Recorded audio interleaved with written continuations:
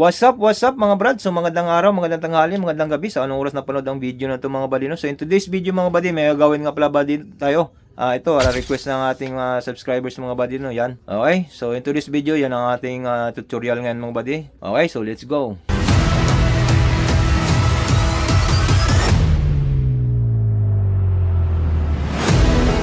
Okay buddy, so ito meron tayong HT21 2G to buddy, old model na nung hindi to 3G. So ibig sabihin, yung 3G is may sub out na siya. So ito wala pang sub out. Nagtatanong yung subscriber natin paano lagyan ng sub out ito. Okay, madali lang buddy, no. So okay, so panoorin niyo yung video hanggang sa dulo para malaman niyo kung paano i-connect natin mga buddy, no. Gagawin na natin ito buddy, kukuha lang tayo sa preamp ito, sa subwoofer frequencies preamp nito ni buddy, no, sa preamp niya. Okay. Ito yung niya buddy, pakita ko sa inyo, no. Yan. HK21 ZK HT21. So iba yung sa 3G is meron siyang sub out, no. Kita niyo may sub out yan, no. Yan. So 3G, ito naman 2G, old model to sa mga walang 2G tawag niyan dito. Walang sub out. Okay, so yun ang question niya nang tanong natin buddy. So tulungan natin, walang problema yan. Okay, so buddy, para sa iyo itong video na to. So sana masundan nyo. Madali lang naman ng buddy, no. Okay, so bali ang gagawin na natin buddy, ito yung natin 50MT. Yan, 50MT. Na-ready ko na pala yan. Nalagyan ko na ng supply at saka sa auxiliary. Yan, may supply rin dito. Tsaka supply rin sa, bali dalawang supply yan. Ito yung isa din sa yung 502MT. Okay, so bali yung 502MT buddy, alam nyo naman to na wala siyang sub, no. Ano lang to siya, left right na woofer mid high, no. May bass na rin to kasi may dito. So alam nyo naman to 50MT. So example lang natin buddy yan, huwag kayong mag-alala, no. Sample lang natin to. Pwede kayong gumamit ng 602. Yan, 6002. Yan, ito yung 6002. Alam nyo naman yung 6002, no. Yan, ilabas lang natin. Labas na natin yung 602. Okay. Lagay lang natin dito yan para makita nyo, no. So yung 602 may 3 pin siya buddy, no. Yan, 3 pin na sub in. Sub in to. Ito naman sub out. Galing yan sa ating 3G ito. Kaso nga ito hindi natin malagyan kasi wala nga siya, no. Wala siyang sub out. Wala siyang tulad ng 3G na may sub out. So ito lalagyan natin to mga dino ngayon. Pero ito buddy, hindi na natin yan anuhin kasi pa tayo dyan, no? Putol pa tayo dyan, no? Putol tayo para connect natin doon. Pero na lang buddy, ito na lang ang ating gawing mga buddy, no? Kumbaga ito yung ZK602 natin, no? 602. Pareho lang naman yan siya ng out left right din yan yan, no? Kita nyo yan. Ang out niya, ganun din yung out niyan. Pareho lang. Pero malakas lang to. Siyempre, malakas yan. 600 per channel yan. So, ito, lang. So, example lang natin to na ito siya mga buddy, no? So, dahil sa wala siyang, di tulad nung 602 na may ganito, 3 pin. Wala siya. So, ito, ilagay na natin dito. Ito na lang. Auxiliary na lang. Dito na sa auxiliary magkukonek. Kasi nga wala siyang 3 pin, no? Tulad ng 602 meron. So, ito na lang. Assuming na lang, no? Na ito. Kung ganito yung nyo, pa-drive nyo, no. So dito tayo kuha sa auxiliary in. Para yung out niya, yung subwoofer out nito, papunta dito. Tapos dito tayo maglagay ng speaker, no. Speaker out. Ito yung subwoofer gamit natin buddy, no. Rockford D10. Yung gamit natin subwoofer. Okay, so explain na natin to. Paano natin i-wiring to buddy. Sana mag-gets nyo na, no. Madali na naman to buddy, no. Okay. So ito nga pala may tong mga buddy, no. OP. Yan. Yung mga yan, ito ko ating patusok para talaga. Okay, explain natin ng maayos to. Ito siya mga buddy, meron yan, ito mga preamp niya, no. 4, yan, no. 1, 2, 3, 4. So dito tayo sa subwoofer frequency kukuha ng niya bali dito. So bago natin i-connect yan dito, para yung out niya, bago tayo i-connect, no. Pareho lang number lahat yan. HG, hindi ko na kamali, HG5332. Ako kamali, no. So pareho lang yan sa NE 5532. Yung mga na yan. So dito tayo kukuha, no. So alamin natin itong mga paa nito mga buddy. Hindi pa nagzo-zoom, i-zoom natin para yan. Okay, so alamin natin yung paa niyan buddy, no. kung saan yung out niya, saan yung input niya. So alamin natin yan buddy bago to maglagay ng wire, no. So ganito lang yan buddy, no. Ganito lang yan para malaman natin saan yung output. Kukuha tayo sa output mga buddy. Dalawang output yan, output 1, output 2, tapos BCC, ito yung supply. Okay, so ito yung ano niya buddy, BCC, ibig sabihin supply niya 12 volts. Yan, tapos ito naman yung sa lalim niyan, ito yung output. Kung hindi ko nagkamali, output 2. Yung nandito, output 1. So diyan tayo kukuha sa mga output ng mga buddy, no. Huwag tayo kukuha sa input at saka sa ano BCC. BCC so supply 'yon. Okay, so may drawing ako dito buddy. Pakita ko sa inyo yung drawing dito buddy, no. Kuha lang ako. Dinrawing ko na to para sa inyo mga buddy, para masundan nyo na. Kasi pag mag-explain tayo ng hindi pala, ang iba medyo maguguluhan, no. So ito, yan ang explanation natin. Ito na yun, yung 8, ito yan, yo. 1, 2, 3, 4, 5 1, 2, 3, 4 5, 6, 7, 8. Ito yung mga paa niyang mga buddy. Yan, yung mga paa niyan, no. Ito yun. So nito na lang. So ito yung number 1 na paa. Output number 1, output 1 yan. So baga ito yung R or ito yung L, lagay natin R yan, right. Ito naman yung left, output 2. Okay, so BCC, ito yung supply, ito yung sa negative supply, ito yung sa positive supply. So ito naman yung mga in, itong mga number 2, number 3, in yan, in negative, in positive. Ito naman, so dito tayo kuha sa out. Ito sa number 7 tsaka number 1. Diyan tayo kukuha, no. Diyan tayo magtatap ng wire ngayon. Okay, tapos yung ground yan, dito na tayo kukuha. Kahit saan, pwede tayo sa kapasitor, pwede tayo dito. Maraming ground dyan, no. Pipili lang tayo. Okay, so ganito yan ang gawin natin ngayon buddy. I-wiring ko muna to, tapos i-explain natin, no, sa inyo.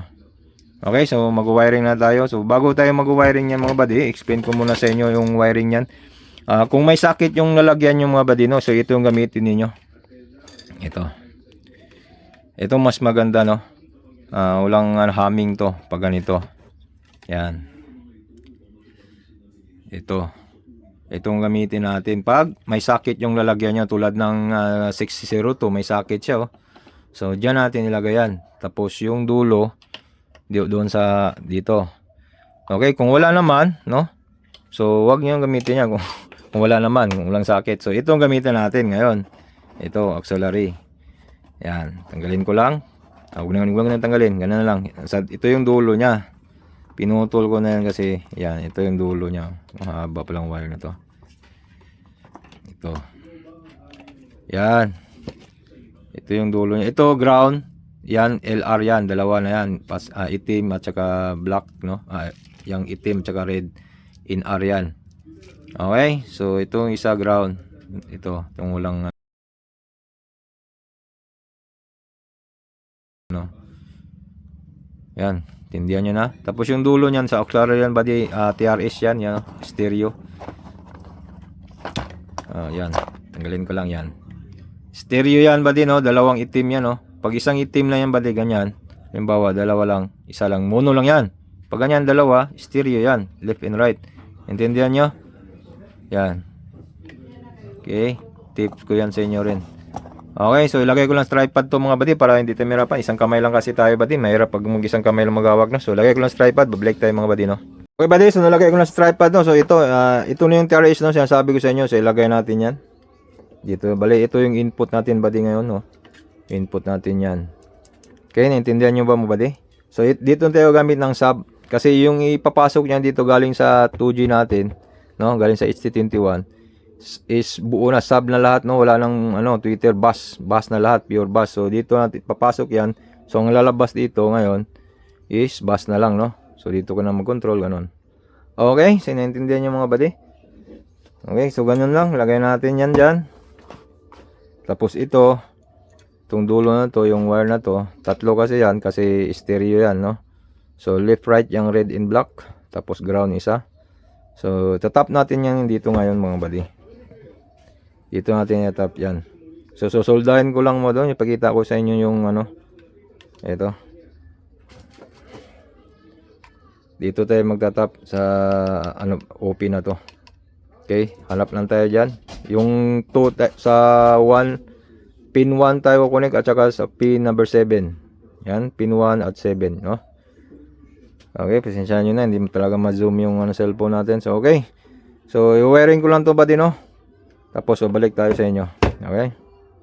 Okay, buddy. So, yan. Nagbabalik tayo mga buddy, no? Na-wiring na natin, buddy. Tingnan nyo. Yan. Yan. I-screenshot nyo yan, buddy. So, meron akong picture niyan. Pinicturean ko para makita yung malinaw, no? Makita nyo ng maayos. Yan. Okay? So, yan na yung connection niya, mga buddy. From dito, ito na yung sub-out natin. No? Ito na yung sub-out natin dito. Tapos papunta yan siya dito. Ito yung input na natin. Yan. Ito na yung magdadrive ngayon dyan. Dito na tayo mag-volume. So, parang ano na ito siya, buddy. Ito na yung parang 602, no? Consuming lang na ito na siya. So, pull lang natin yan yung volume nito. Pull natin lahat yung volume niyan yan. Naka-pull na. So, dito tayo mag-adjust ng volume niya sa subwoofer volume. Ito yung subwoofer volume, di ba? Yan. Yan, subwoofer volume. So, ito yung subwoofer volume niya. Dito tayo mag-volume niyan kung gusto mong lakas. Yan. Okay, so nandyan na yung connection niya. Pupunta doon. Stereo yan ba diya? Left and right yan. Yung itim at saka pula. Ito yung right, yung ito. Tapos ito yung left. So, stereo yan. Pag mono mo yan, isang connection lang yan, buddy. Ito, halimbawa itong left, ilagay mo dito sa right. Or itong right, ilagay mo sa left. Yun ang mono. Pero ito, stereo to, buddy, no? I-ground dito ko nalagay sa USB niya, body USB. Ground naman yan eh. Okay? Ground yan. So, dyan na natin nalagay yung ground at saka okay na tayo. I-testing natin sa USB. May USB na nalagay dyan. So, yung power supply niya, yan. Temporary lang. Ano na naman, pang ano lang naman ito. Testing, no? Yan. Tapos, yung isa naman na supply, ito. Ito yung supply niya. 24 volts. Para dito natin. 50 empty. Yan. 502. 502 empty. Okay, so iti-testing natin ngayon, buddy. Sasaksak na natin, no? Para nakita nyo na kung ano. Kung nag-sub out ba siya, mga buddy, no? Kung nagsasub out. Okay, kung nagsasub out ba siya talaga, no? So, ilagay natin dito yan para yung subwoofer natin, buddy, ito. Rockford, dyan tayo mag-ano, testing. So, isang speaker lang lagay natin ito.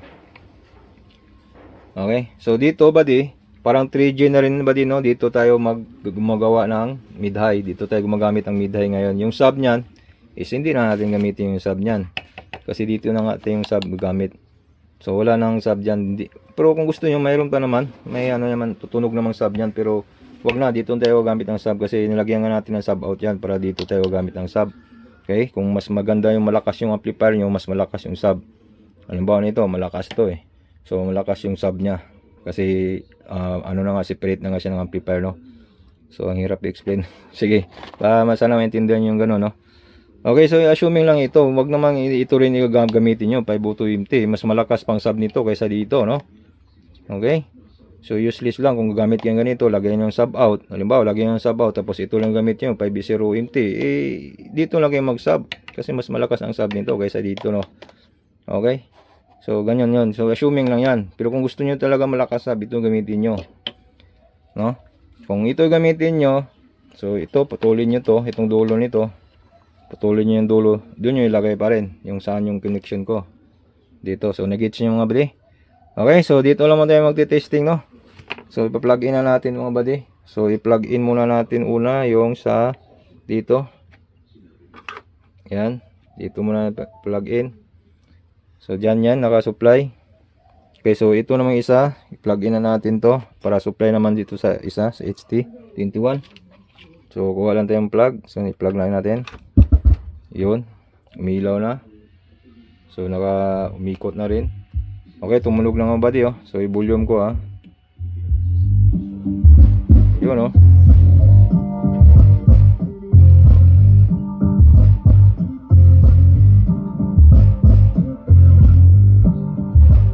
Yan. Okay, so yun ang sub niya, buddy. May sub na siya, buddy, no? So, stereo yan, buddy, ilagay mo rin isa dito sa kabila, tutunog din yung isa. Okay, so tandaan nyo yan. So kung gusto nyo ilipat natin para marinig nyo yung tutunog yung isa, no? So ilipat ko ha. Lagay na natin tripod to. Okay, so ilipat ko mga buddy. Lagay na sa tripod yan. So ilipat ko ha. Ito yung negative, di ba? So beware lang tayo na hindi magka-short ha. Kasi nga naka power on yan. So mas maganda tanggalin muna natin yung power nito. Para safety tayo yan. Para maglipat tayo mga ganito buddy, hindi magso-short no. So dito natin nilipat tayo sa kabila no. Yan. Pasensyahan nyo na yung ano natin buddy kasi malaki kasi itong ano na to, U-type na lugs. Maliit kasi itong sa 5020. Yan. Lagyan na natin ganyan. Be sure na hindi magso-short yan mga buddy no. Okay, so yan nakalagay na sa dito sa kabila. Kanina din doon sa kabila yon. So power on na natin buddy. Ano natin, saksak na natin. Yan. So volume natin para di ba? So stereo siya, di ba? Yan.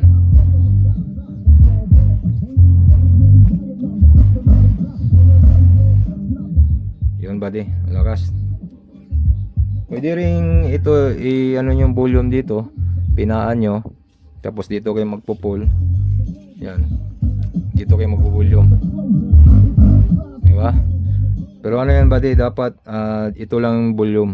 Ito lang yung max natin. Ito lang tayo, dito na tayo magvo-volume sa HT21. Kasi may mid-high yan eh. Kasi pag i-volume mo lahat yan, yung mid-high niya, no? Intindihan nyo mga buddy. Kasi pag i-volume natin dito, no? Yung mid-high dito nakakuning dito, sobrang lakas na yon. Pag dito tayo mag ano ng ano, kasi dito ang main niya eh. Okay? So ang ipo-full natin talaga lahat, full volume dito na. Okay? So dito tayo mag minus na minus, yan, positive, ano dito tayo mag volume. Yan. Okay? Tsaka mayroon yang volume dito, ito sub volume. Para ma-operate niyo nang maayos yung mid-high kasi may mid-high yan eh. So pag ano, dito na kayo mag-volume sa sub. Halimbawa ganyan. Dito na kayo mag-volume sa sub. Di ba? Pwedeng hinaan, pwedeng lakasan. Yan. Dito na. Para yung mid-high natin, makontrol natin dito. Kasi ito yung lahat eh, ito yung main eh. Kasi pag i-pull mo lahat dyan, naka-pull na lahat yun. Pati na yung mid-high, no? So ganun siya mga buddy ang explanation dyan. So ganun na, nakakuha na natin yung sub out papuntang dito. Lagyan natin ito yung HT ano yun, 6002 nyo, ganun, o anong amplifier gusto nyo gamitin, no? Pag may auxiliary lang, pwede magamit yan, no? Sa auxiliary lang yung saksak. Ganun lang mga buddy ang ano nyan, wiring yan, napakadali lang mga buddy. Okay, so ito paki-screenshot nyo to kung gusto nyo malaman, no? Yan. Ganyan na, meron din naman sa internet yan eh. Pero yan, dinrawing ko yan para sa inyo, no? Yan. So, connect lang tayo dyan sa 1, tsaka sa number 7, pin number 7. Yun yung sub, yun yung out nya. Okay? So, yan ba din, na ano na natin, na connect na natin, no? So, ganun lang. Pag gusto nyong gamitin yung ST21 yung 2G na wala siyang socket, no, wala siyang sub out, tulad ng 3G na meron talaga yon. So kung ganito yung ano, kung ayaw niyo mag-upgrade, no, ganito lang gusto nyo, so yan na lang. Tapos bibili lang kayo ng 6002. So magamit na yung 2G ninyo. Okay, pero sa power mga buddy, tandaan nyo yung power ng 2G kumpara sa 3G, malakas yung maganda yung 3G talaga mga buddy, no.